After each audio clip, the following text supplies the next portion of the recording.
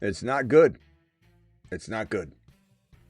Rashee Rice's value's tanking by the second. There's a chance that there's kind of an overcorrection happening. Tanking by the second. No doubt about it. There's a chance that there's kind of an over. Hold on. I got an echo going on here. Hold on a second. Where's that coming from? Damn it. Here it is. Got it. Killed it. Okay. Tanking by the second, as I was trying to say, and I rudely interrupted myself with an echo. Could you guys hear that? Was that coming through the sound, or was that just me hearing that? But Rashee Rice, there could be an overcorrection going on, no doubt about it. You know, I'm probably more a victim of being too overly cautious about this situation than I am being, right on the money. But that's because in Dynasty, it's a real delicate situation. And even if I'm overreacting to the current Rashee Rice climate, the new news, the potential he's going to get suspended again, the potential that it could be far worse than that. I think it's just about getting into a safer vehicle. It's not about you miss on this and you're going to be upset that you doubted him. This is about taking a guy like Rashee Rice, turning it into a Breece Hall, turning it into an Emeka Egbuka. And even if we're wrong and Rice ends up thriving and staying healthy and out of trouble and all that, it doesn't matter because the players you're acquiring, or whether it's Bucky, the players in Dynasty that you're acquiring for Rice are going to be just fine. It's about mitigating the risk and not putting yourself in a position that you later regret not trading him and getting what is fair market value in a worst case scenario. The Fantasy Football Show Graveyard Edition begins right now. You're watching a Graveyard Stream. Live from the FantasyFootballShow.com studios. It's the Dynasty Fantasy Football Show. This isn't going to be a very long intro, and I'll open phone lines immediately. But at the end of the day, guys, there is a way to attack this situation, as I just alluded to at the top of this before the intro. You just need to get out of this thing now. For those that don't know, the news broke earlier. Well, we broke it like a month ago, but nobody talked about it. Nobody was referencing anything. Nobody cared. We broke it a long time ago, but when it became more mainstream today, we did another live stream and talked about the new, you could say, reopening of the grand opening of this news. Rice is subject of a lawsuit filed Monday. The reason it came up again is because it actually got filed. It wasn't just in the works. Got filed on Monday in Dallas by his ex-girlfriend alleging domestic violence from December 23 all the way through 2025. So the claim isn't that one situation happened. It was that his baby's mama, he has two children with this woman, is claiming that during their 2-3 year relationship, there was domestic, situations popping up left and right. It's not one situation.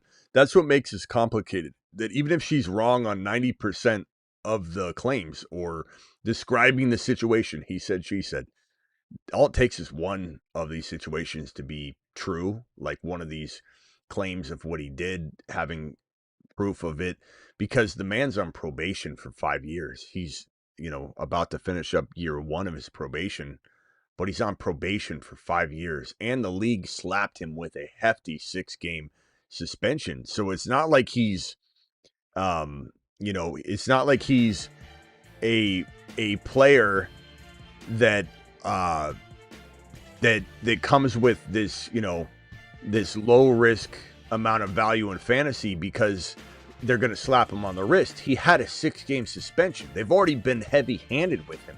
They're not going to be heavy-handed with him. He screws up again on any level and then come in and slap him on the wrist. You understand that's what we're talking about here?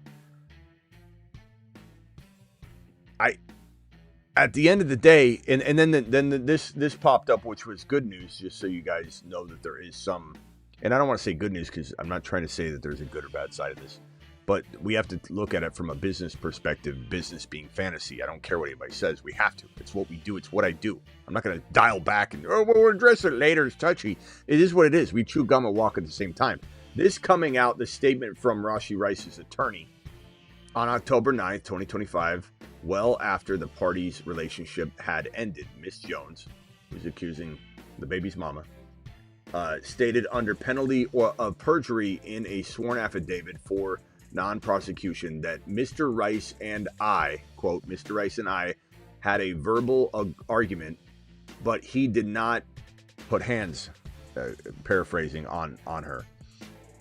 And that is contradictory to what she's filing lawsuit against him for, because it includes, I guess, that situation, which is this is a huge, like, slap in the face of the prosecution. Like, hey, you under penalty of perjury, by the way, said this didn't happen, what you're saying you're suing for. So it's a bad start to this, and that bodes well for those that are looking at this from the Rashee Rice, I own him in 10 Dynasty League angle. But I'm still going to tell you, there's too much drama here. I close my eyes and I picture Rashee Rice in fantasy football 2 years, 3 years from now, and I don't see him. You could say that's weird, Smitty. Like, am I supposed to trust your premonition? Well, I mean, I think the premonition isn't necessarily just a weird little science project.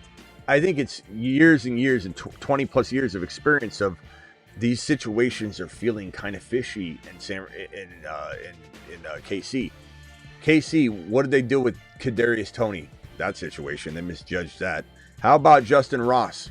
How about Tyreek Hill leaving and letting him go when he just wanted a little bit more money and they just said, forget it, we'll do it without you? How about Worthy? How about Clyde Edwards-Helaire? How about Pacheco? And you could blame some of that and a lot of it on Pacheco staying healthy, but it's just like, when have they used anything right lately? When have they made good long-term plays and calls? Have they developed a wide receiver since Tyreek Hill when they let him go? And you could say they're going to bring in Tyreek Hill. It's a whole other topic, and especially in Dynasty, it's non-topic. I don't even want to go there. Tyreek Hill is going to get you nothing. Don't even go down that road. He's got to have his second surgery. Everyone keeps talking about Tyreek Hill today. He's got to have another surgery on his LCL, and people are talking about Tyreek Hill. This situation's so risky. I close my eyes, and Rice isn't there. I cannot envision Rice staying on the field physically, not getting hurt, mentally, not getting in trouble. I just don't know if he's relevant in 2 or 3 years.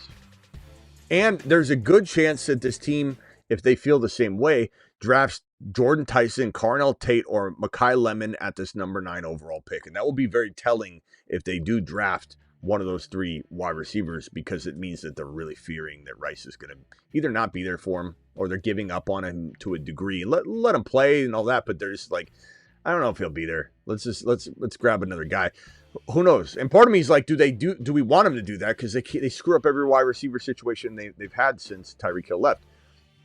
All I'm going to tell you is this, and then I'm going to end it. Open phone calls. We won't be here too long today. I'm trying to keep the Dynasty shows around 10, 15, 20 minutes. Here's the thing that I'm going to tell you again. This is very, very simple. At the end of the day, you have Rashee Rice in Dynasty. You trade him for Hall. You trade him for Bucky. You trade him for Buka. You trade him for, you might have to give up more to do this, but Olave, or maybe not. Maybe somebody's sleeping on Olave. You're trying to get a JJ, Justin Jefferson, while that's going to cost more than Rice. He's the cheapest he will ever be.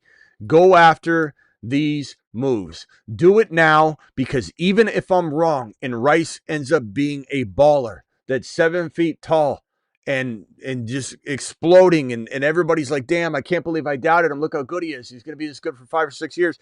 You're taking on value that you do also believe in. So in a worst case scenario, the incoming Rice owner that's getting Rice from you, he makes out on the deal, and you get Breece Hall or Olave or JJ or Bucky or Buka, and you also make out on the deal. And at the end of the day, your worst case scenario is that you both shake hands, you made an even Steven trade, you didn't rip off your opponent like you were trying to rip him off, and they got away with one, and you both end up with even value.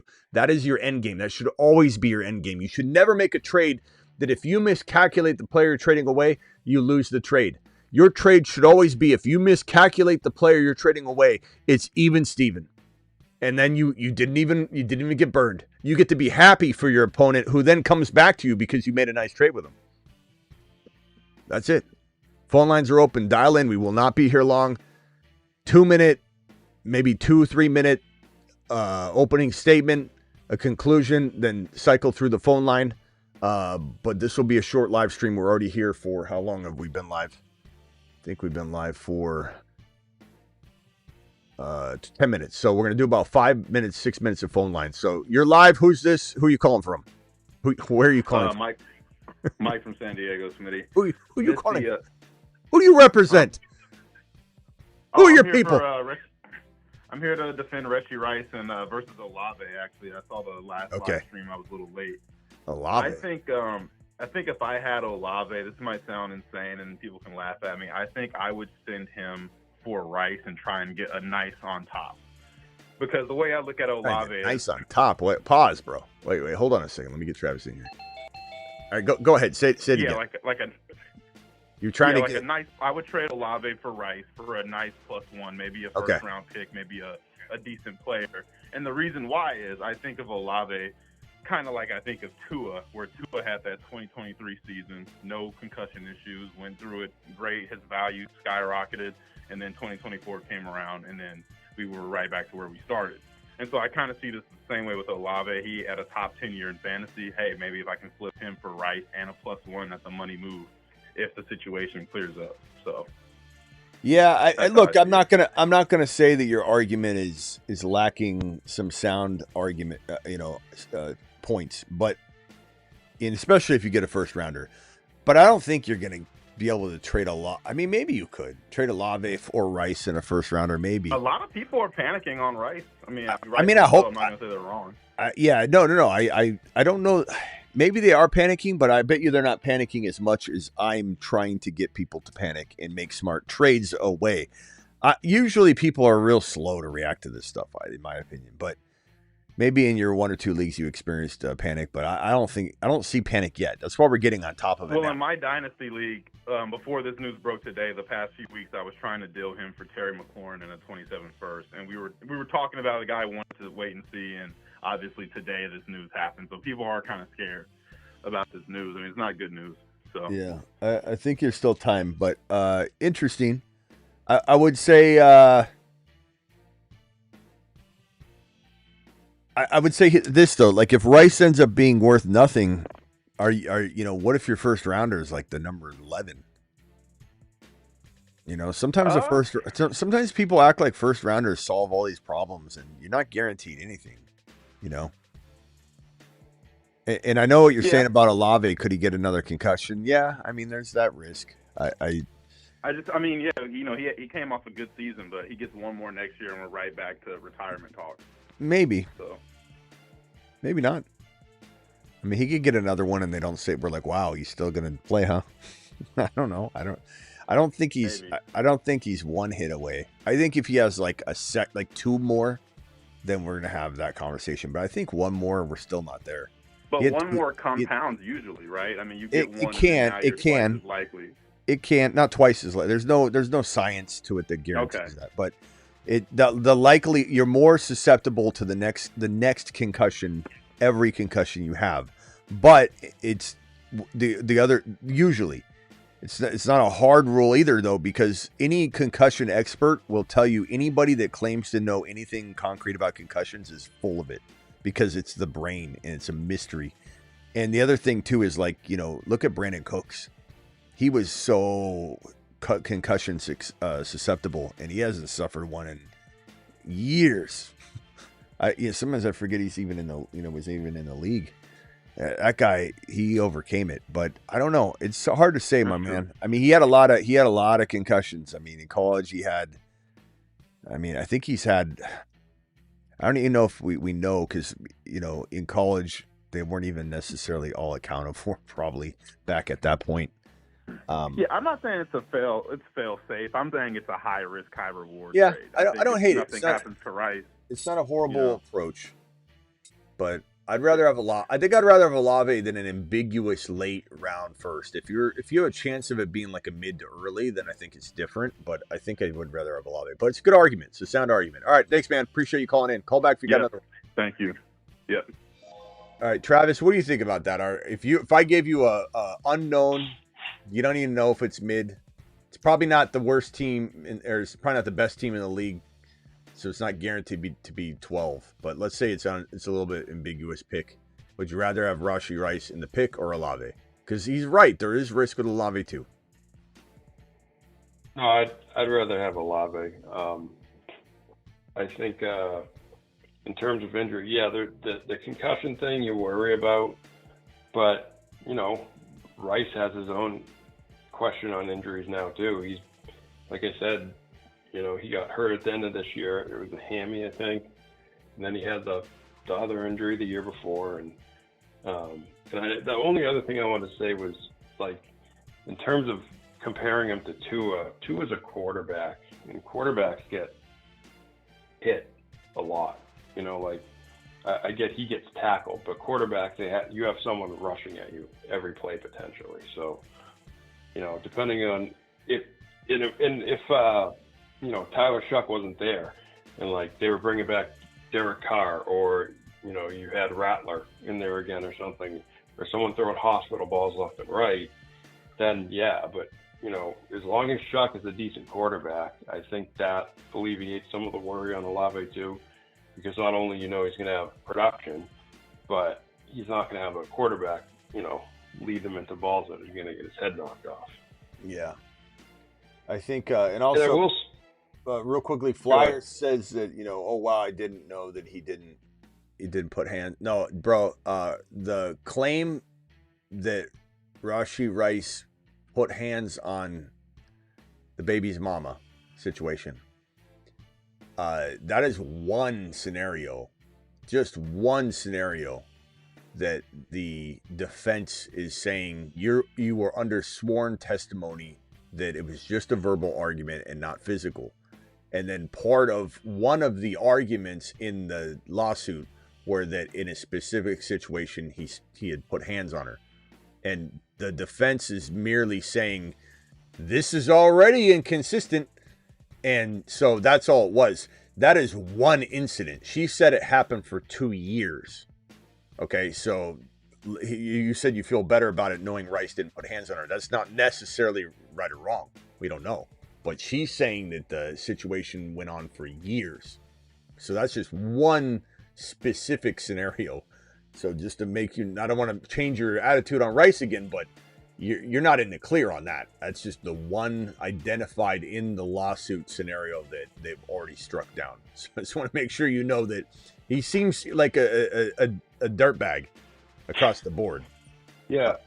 And they very well may pick apart each and every instance she talks about too, and yeah, they'll try, but that's yet to be seen. So, and like I said, there's two sides to every story. Like my example of, you're nothing, blah blah blah. And she goes outside, slams the door, and then realizes she doesn't have keys, and he walks in to play PlayStation, and she's banging on the door. It's cold out, and then he finally opens the door after an hour of hearing this banging, and she's like, "You locked me out," and he's like, "I didn't lock you out. You closed the door on yourself," and it's like, you know what I'm saying? Like, that's how these fights happen. There's two sides to every story. And there's probably a lot of that in here just to warn everyone. So I'm not surprised that this one got twisted up and spat back out. But all the main concern here is, 99 out of 100 of what she says could be proven to be exaggerated. He said, she said.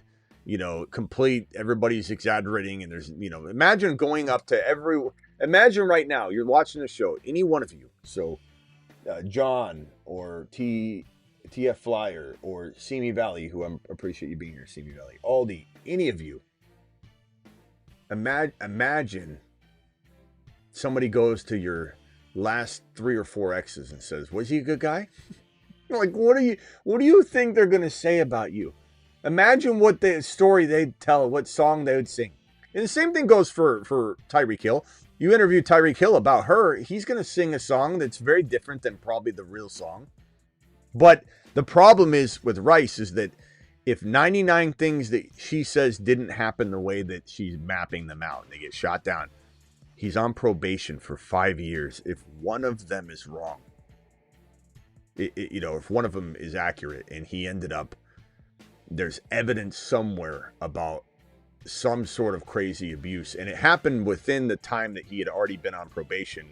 It could be different if it was prior. I don't know, but he could be cooked, like even just cooked by the NFL. Even if the DA says, "Look, that was he said, she said," kind of, we have evidence, but we kind of can't prove it. We're not going to pursue it because we maybe lose it. And the DA's district attorney is very, very fickle about taking on a case they don't think is a slam dunk for percentages of victory, or like Landman was saying, there's politics involved. But I'm just telling you, the NFL, if they feel like there's evidence that he did one of these things she's claiming, even if they can't prove it in the court of law, but the evidence is there's a lot of things like Deshaun Watson literally did. Like, people don't understand the Deshaun Watson thing, and I don't want to get into details because, we'll keep it clean. It's a family show. But there are some descriptions inside the complaints and all the testimony that was so filthy and crazy, it would blow your mind. You would absolutely look at Deshaun Watson differently. The thing is, a lot of people don't read or look into that. I did look at some of it. It's horrible. And he admits to almost all of it, if not all of it, and says all of it happened. The only thing Deshaun will dispute is that it was consensually happening, whereas the alleged victim said it wasn't, or it was like. So regardless, the DA was like, "Look, this is awful. He certainly did almost all of this, but we can't necessarily win this, so we're not pursuing it." And so that's the way it happens. Just because the DA doesn't move forward with something doesn't mean the NFL won't say, "I don't care what the DA said. This is bad. We got to act on this." And because he just got slapped on the wrist hard with a 6-game suspension, why is anybody sitting here going, I see it in the comments all the time on the main show when we did it. They're like, he'll get slapped on the wrist. What do you mean? He didn't get a slap on the wrist. You think they're going to slap him on the wrist after they just handed him a 6-game, almost overdone suspension, like in a way?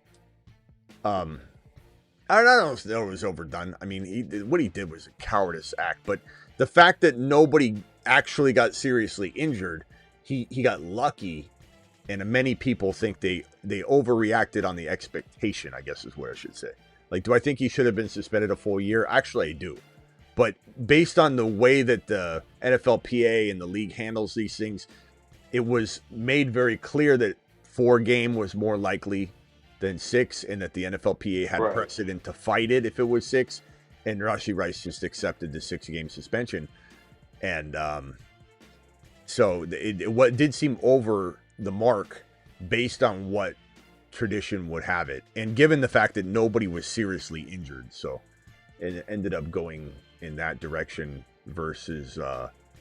But anyway, so slap on the wrist is not likely at all, if there's anything at all to stand on here. Let me go to this caller real quick, then Travis to close it out. 817, who's this and where are you calling from? You're live. Hey, what's going on, man? It's Luis. What's up, Luis? Hey, real quick question, man. Regarding this Rashee Rice situation, how do you perceive Patrick Mahomes going forward? Do you think Andy Reid is going to be able to fix it, or I guess my actual question is, do you foresee Patrick Mahomes having more than 3 Super Bowls moving forward in the next 10 years? 3 and 10 is tough. Do I think, I don't, that's going to be a real hard question to answer. Do I think Mahomes wins at least one more? I'd say yes. At least one more. That could be one, but at least one more in my mind. Mahomes is so good, man. And honestly, like, you give him talent, and I think they will. I don't think Reed is incompetent, or the game is for sure passed him by, but we have questions, right? And even if Reed stepped down, they most attractive place to go. They're going to find an amazing head coach.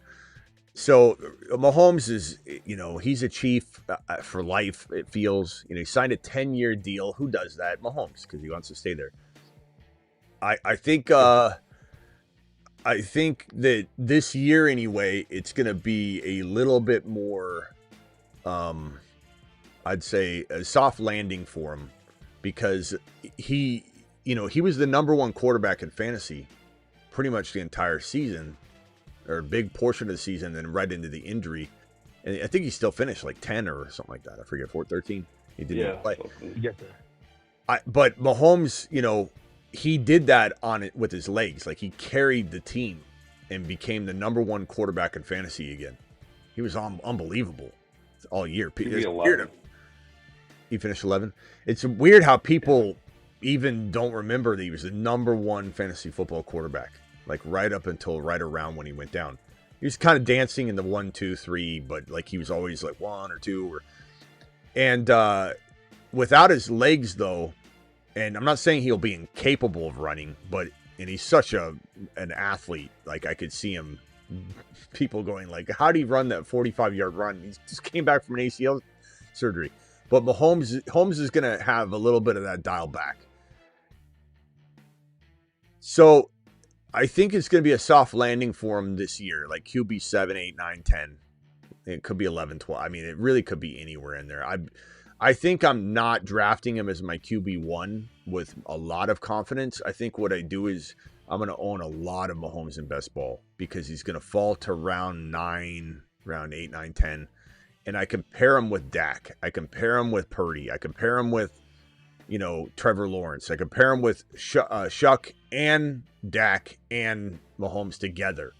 And I think that where I'm going to get my Mahomes fix this year without any sort of regrets, that if he does end up being way better than we think in redraft yearly league for 2026 coming off the ACL, I'll have so many shares of him in best ball that I'll be happy as can be. I won't care. But I don't think that I'm going to expect more than QB 7, 8, 9 numbers. Just because what they probably do and what I expect them to do, what they should do, maybe they don't do what I expect. They really should draft Jeremiah Love or trade for Breece Hall and lean on the run as Mahomes gets his feet under him again. Yep. So that's my 2026 expectation. But 100%, bro. At least one Super Bowl. Easy.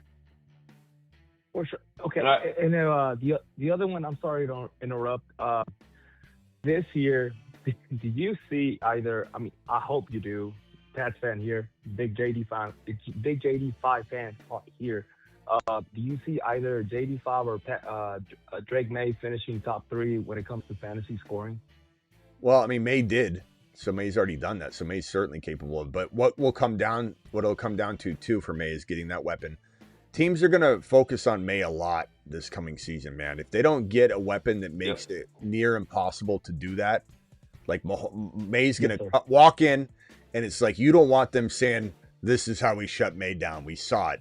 But if you walk in with Mike Evans or BTJ or Dunze, then it's like, okay, we had a plan. Like Mike Tyson said, you had one until you get punched in the face. Now we're punched in the face. How are you going to shut down May now? So May will be a top 4 quarterback, I think.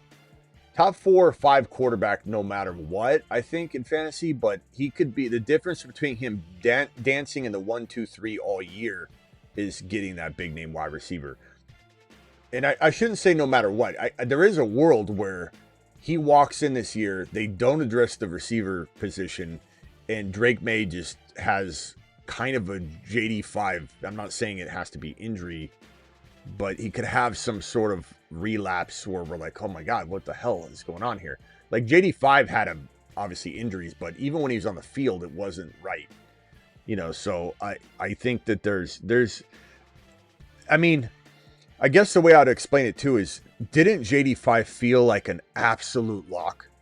Like this was QB 1 or 2 in fantasy football dynasty. And even though he's going to be healthy this year, where is he ranked now? QB 5, 6, 7, 8.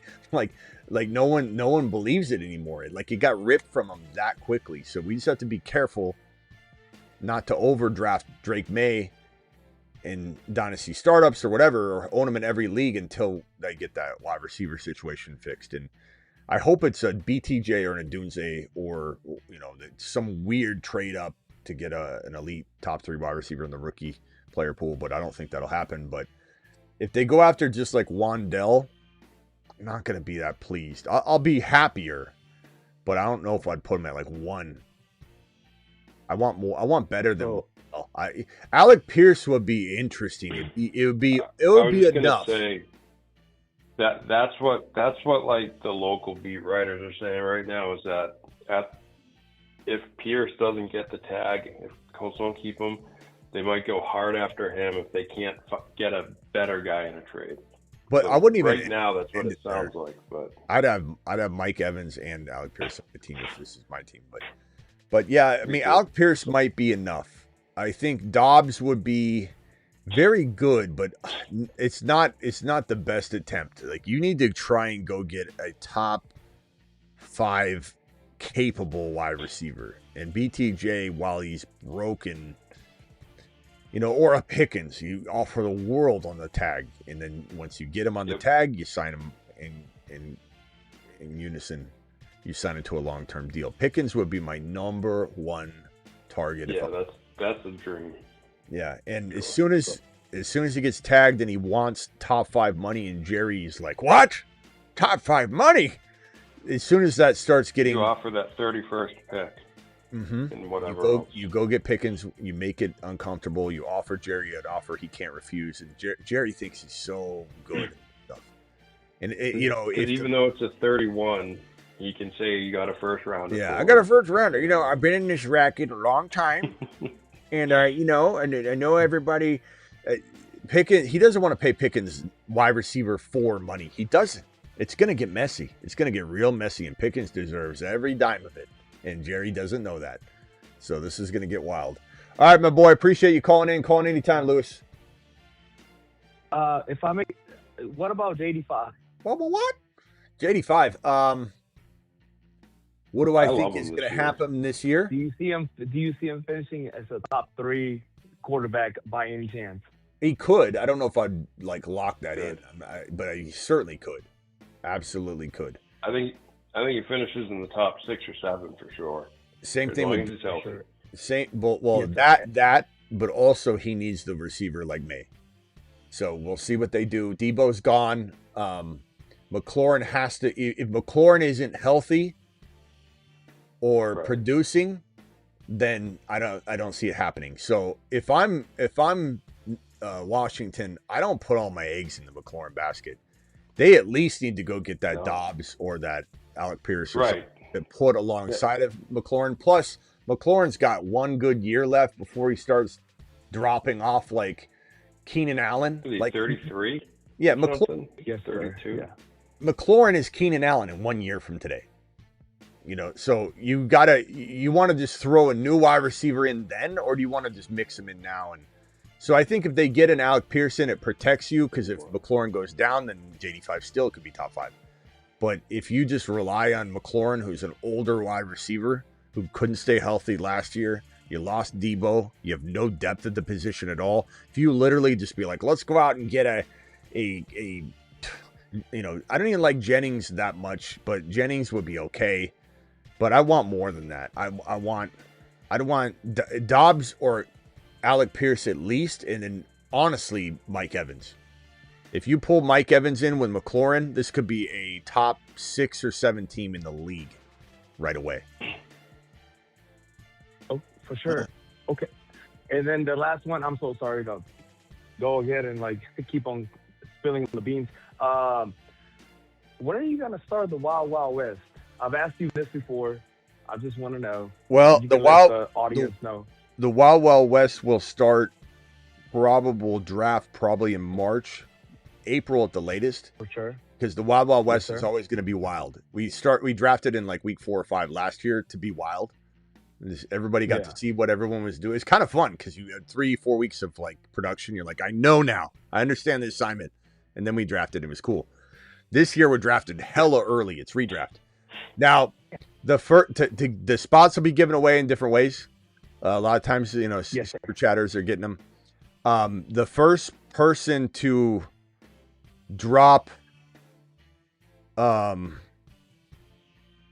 Rumble $200 bit. I'm not saying you have to do. I'm just giving people opportunities to grab it. But anybody drops a $200 Rumble Bitcoin tip jar situation, they're in. They're in. They're in. I also have another way though. If anybody wants to do it through a different, more feasible, like useful way, the first person to use code Smitty25 to purchase a tailbreaker, which gets you $25 off. I already lost that because there's like 10 guys that are gonna do it right now. No. Huh? Okay. If No you breaker, use right? if you use Smitty25 tonight, and you actually see that discount $25, so you make sure you apply it, I'll honor it. But this is something that, like, it's not the cheapest thing in the world. I think it's like 300 something, I guess, with that discount. But it's such an awesome thing. If you've got a truck, if you're a camper, if you're an ice fisher, if you're just a tailgater and you go to the games and tailgate, like, this is a freaking conversation piece. I can't wait for mine to come. Mine comes Friday or Monday, and I'm gonna live stream from the tailbreaker on the back of my 4Runner. But yeah, anybody that uses code Smitty25, which gets you $25 off. And I think they have an additional $25 discount that also automatically applies. So I think it's $50 off. Don't quote me on that, but code Smitty25. I believe that both of those discounts will apply. You'll get an automatic $25 off, and then this one gets you another 25 off. But anybody that does this tonight or uses this code even tomorrow, I'll put in the Wild Wild West League. But that's for the tailbreaker. But on Rumble, if anybody drops a $200 Rumble Bitcoin wallet tip, because I can't wait to see what that looks like, you'll be in. You'll be in as well. So just in the Rumble, it's at the Fantasy Football Show. Is that what it is? Yeah, you not. Let me drop the link. You want me to drop the link? I'm not, to be honest with you. Like I've gone on it one time, but like I didn't. Really do you have a business as well? Like, you don't have to name what your business is or anything, or if you work for, you have your own thing. No, okay. I mean, I work for a company, but okay. Well, I was just gonna say that the entire first month will be dedicated to the person that drops the first 500 on there. So you could essentially advertise your business for a month. Oh, that's so freaking cool, sir. So that's cool. Okay. Yeah. Okay. So here's the link to the Rumble. If anybody does want to drop the 500 on Rumble and also, because what happens, the first person to drop 500 on the tip jar, which is Bitcoin / Ethereum / whatever, it's their Rumble wallet tip jar. And in the culture on Rumble over there is a lot of people have the Rumble wallet with their Bitcoin and stuff in it.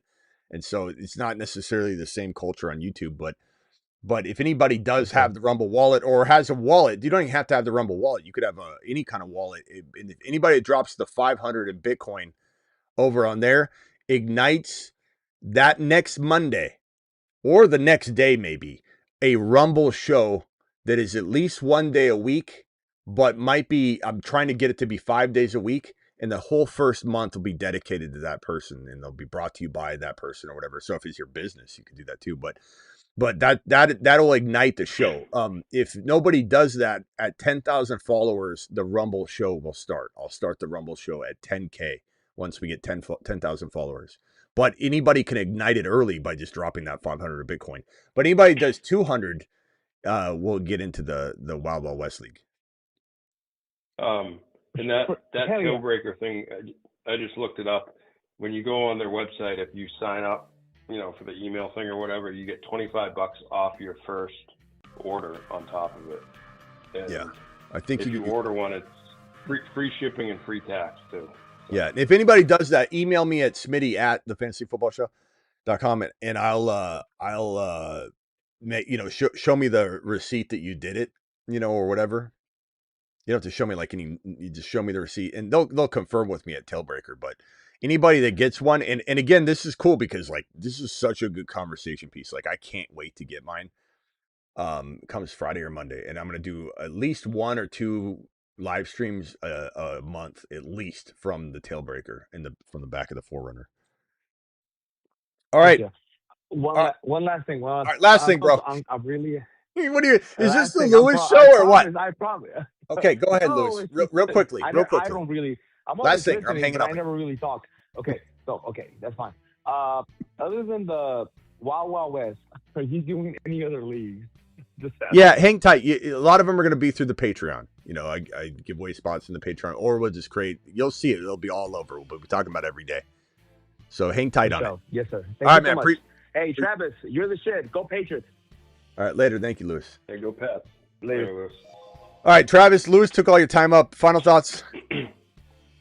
Yeah, just two quick things. One was on Alec Pierce. Kind of just curious on what you think his ceiling is, and just off one thing, I was kind of digging into his stats, and one thing that was kind of an outlier this year, he had 7 catches of 30-plus air yards, which is really rare. Like your top guys usually have 3 to 5.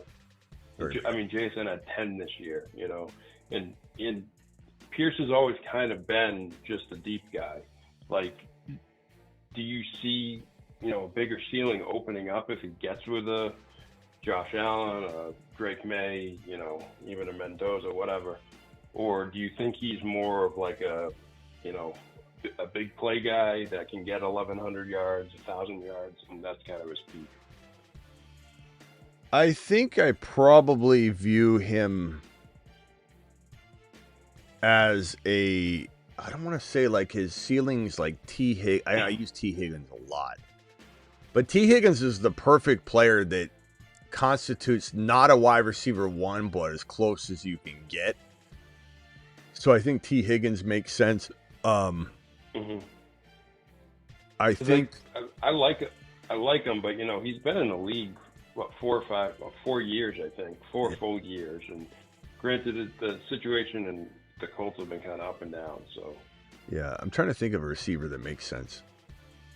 Kind of a unique player. Cortland Sutton, like numbers like him, you think? Yeah, in his prime, because he's not really there now.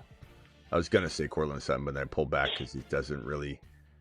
I think I like the T. Where's T. Higgins finished over the years? Like wide receiver 12, or 15. T. Higgins this year was his best year, and it was 15. But like last year, he finished 17. He only played 12 games. Yeah, but it is what it is. I think right. T. Higgins is a great value because it's not wide receiver 1. It's a wide receiver 2. You think for fantasy more in like the 15 to 20 range, like a decent wide receiver 2 at his peak if Alec Pierce gets in the right place? Or even a low-end wide receiver 2 fantasy. Michael Pittman. For which player? Alec Pierce. Like Alec Pierce, what is fantasy ceiling? Well, yeah. I mean, I think not wide receiver 1, but mid wide receiver 2. So T. Higgins, yeah, T. Higgins for sure. All right, and just quick, the last thing I was going to ask about Rice was, thanks, Lewis. At the beginning, you had the list of players there, and I have a league where I have him. I only have 1 share of him in Dynasty. If you're not getting players like that, what would you take for him? Like for example, Rusty was asking, should he trade the 1.03 for Rice? And I said I'd rather have the 1.03. I think you would too, right? That's tough, bro. 1.03. Like, yeah, I think I would rather have the 1.03. But at the end of the day, though, I could regret that because if Makai Lemon goes to the Saints, or let's say Makai Lemon goes to, or let's put it this way: Tyson goes to the Tennessee Titans and becomes the 1.2 to everybody, and Lewis dropping a 40 wad says, "Thank you, Lewis. Did you also purchase the 50. Did you also purchase? You say you're showing the receipt. Did you say you're getting the tailbreaker? I'm just curious. Like that, bro, it's gonna be awesome if you do it. Anybody gets the tailbreaker. We're gonna share a bond. We're gonna share a bond. And Lewis dropping a $50 hauler. Lewis, appreciate you. You straight up savage monster. You. Let me find my $20 hauler button or $40. $40. 50. Give me $50 holla. Thank you, Lewis. You're the man, the myth, the legend. Mashed potatoes. I'm never gonna threaten to hang up on you again, Lewis. Never gonna threaten to hang up on you again. And Lewis, I really recognize your name when you called in. Is that, where's that from? Like, is it just from YouTube chatting, or is it possible I'm thinking of it from maybe the text line or something? Maybe the text line. But I appreciate you, my boy. Yeah, was he was in the Wild West League, wasn't he? Oh, was he? This year. Lewis, is that true? And Lewis, did you Wild West? Okay. That's where it is. And did Lewis say he say he was doing the tailbreaker? I'm very curious if anybody's going to buy that tailbreaker tonight. But even more so excited about, to be honest, about the Bitcoin wallet. Because I don't have any. I haven't had any BTC until right now, and I've had two people drop, small contributions to the tip jar, but it's been fun. It's been fun watching that Rumble Bitcoin wallet tip jar. But I'm telling you, somebody wants to. Let's say you have a little small business. I would say not a competing, type of business though. Anybody watching right now is like, oh, I could take like your fantasy football troll or something with your own little show. Yeah, your competing fantasy channel. That's not going to qualify. But let's say you have a lawn service, or you have a marketing firm, or you have something, and you purchase, or you drop that 500 BTC over on the Rumble wallet, and you ignite the Rumble show on YouTube and Rumble, because I'm going to have the YouTube show also multi-streaming it. I decided it's going to be geared toward Rumble. It'll be dedicated to Rumble. Rumble chat is going to rule. It's all about Rumble, but YouTube will ride the coattails just like Rumble's riding the coattails of YouTube. But I'm telling you, it's going to be, I'm going to dedicate the entire month of that show to you. And if you have a small business and you want to just put your name on there, dedicated to, and you put your business name, I have no problem doing that, as long as it's appropriate. It's like, I'm a loan shark. Here's my Snapchat. Lewis, appreciate you.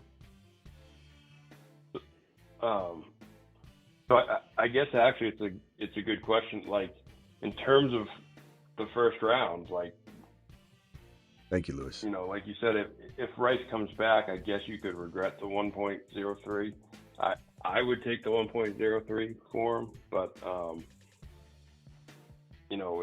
is there a place you draw the line there, or if you can't get one of those players that you're talking about, is there something else you'd go after? Like, oh, that's what I was trying to say. I don't think I finished what I was even trying. Yeah, I was going to say that. Let's say Tyson goes to Tennessee and becomes the 1.2. Let's say Carnell Tate goes to the Giants and he's playing second fiddle to Neighbors, and we're like, no. And Mekhi Lemon goes to the Saints and he's playing second fiddle to Olave. Now all of a sudden the 1.3 is like, what do I do with it?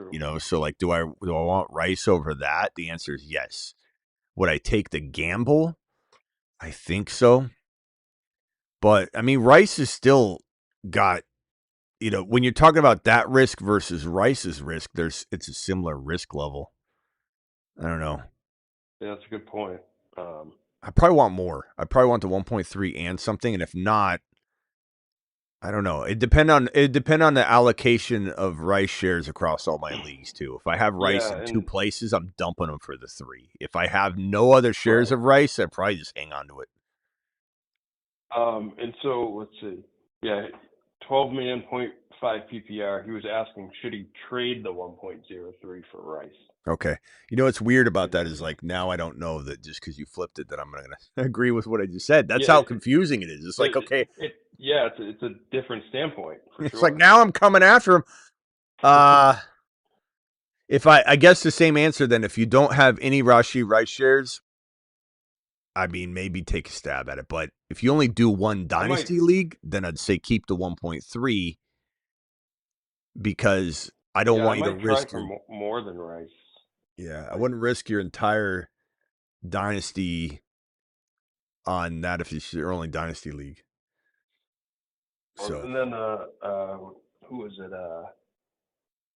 Mookie in the chat said he's offering the 1.04 in Rashee Rice for JJ. Like I'd try something like that. Yeah, for sure. If I had that. So love JJ. All right, so and so like with that list of players, I forget exactly who you had on it. Like Olave, Hall, a couple other guys. If you can't get a player, in that range, are you just holding on to Rice then? Unless you can get some the board. Yeah.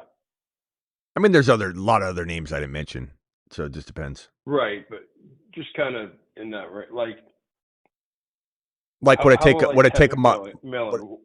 Yeah. What would you need with Ted McMillan to move Rice? Or would you just not? Chat, would you rather have Ted over Rice or Rice over Ted? I mean, there's an argument to be made here in Dynasty that Ted's is good. I'd try and get Ted and something, of course, but I don't know. People are excited about Ted. I don't know. Hard to say. I'd rather have Buka than Ted. I'd rather have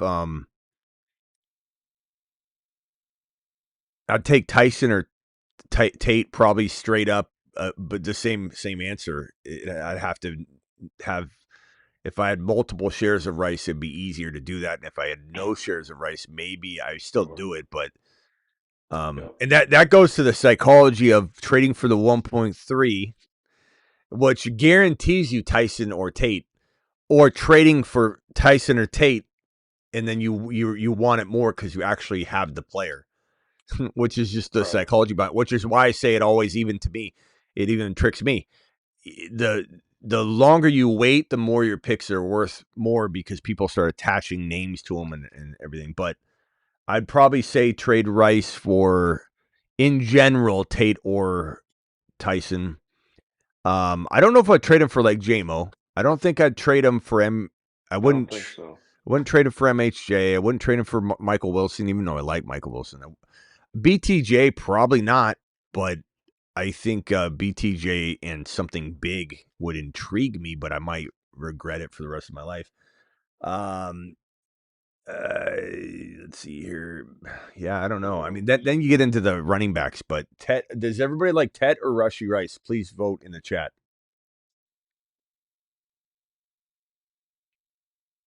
We'll see. All right, last thing, Travis, then I'm out of here. No, I'm good. I appreciate it, Smitty. All right, later, Travis. Thank you. Guys, I thank you all for being here. Please subscribe to the Dynasty channel if you're new. Please subscribe to the Rumble channel. And again, if anybody wants in on, there's the Rumble link right now. Anybody wants to have the Rumble show dedicated to them, it will be, my goal is to eventually make it a 5 days a week show around noon to 2 o'clock. My time would be noon Eastern. So it'd be essentially a noon Eastern show. And I can't guarantee when it would be daily, but at least it's going to be every Monday, I think. Monday or Friday. We will start off with the 1 day a week, and that kicks off at 10,000 followers or the first $500 Rumble wallet Bitcoin hip. And your name gets dedicated the whole month long. So we will see. See you all over on the main YouTube channel, which links in the description. On Rumble, links in the description. Make sure you subscribe to the Dynasty channel here. Appreciate you all. Thank you, Lewis, for dropping that $50 hauler, you monster. And thank you to whoever dropped that $10 Rumble wallet tip earlier. See you all tomorrow. Thanks, DJ. Thanks, Husseini. Thanks, Lewis. Appreciate you, Lewis. Anybody that gets the Tailbreaker is getting into using code Smitty25, which gets you $25 off. You have to use code Smitty25. Or if you don't, you just got to let me know so I can confirm with them. But code Smitty25 gets you $25 off the Tailbreaker, which is amazing. And if you do that, you're in the Wild Wild West League. And I think, I'm not sure exactly what the prize, stuff will be, but one of them will probably almost certainly be a pair of Gunners. Will definitely be going to the winner for the 2026 Wild Wild West. The Wild West. Don't forget to sign up on Underdog, promo code Smitty. They'll match your first deposit 50% all the way up to $1,000. The Wild Wanted. The top most wanted outlaw. These outlaws are on the run, 'cause they're wanted. Dead or alive. Hold on. Can it be XRP, Lewis? Absolutely. Oh, can it be? Wait, can I even accept that? I wish it was. I don't know if it'll let me. I think you can move it though. You can move it and then send the, I'm pretty sure you can do it. If you go to the Rumble and click the tip and then you click on that, see what it allows you to do using your wallet. I don't know. I don't think it accepts XRP. I would. Lewis, you still here? I don't know if it would.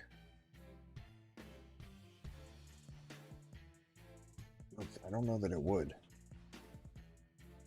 I'm not sure. I don't know. I think it would walk you through the option of converting it or something. But you can do Ethereum, you can do Tether Gold, or you can do BTC on the Rumble wallet. And honestly, Lewis, you do that, I'll send you a pair of Gunners no matter what. No matter what. You don't even have to win the Wild Wild West League to get the Gunners. I'll send you an additional pair of Gunners. I'll send you a pair of Gunners, and if you win it, you'll get another pair of Gunners. These are the blue light blocking glasses. I just don't know. I don't know how. I'm pretty sure if you just go to Rumble, so the link is right here. And you click on the tip jar, and then it shows you the QR code or whatever to and just try and see what your wallet's capable of converting. Or I don't know. I think you just convert it. I think it'd probably be pretty easy. And then Lewis, man, I don't know. I mean, you're in like Flynn, my boy. All right, see you all later. Appreciate you.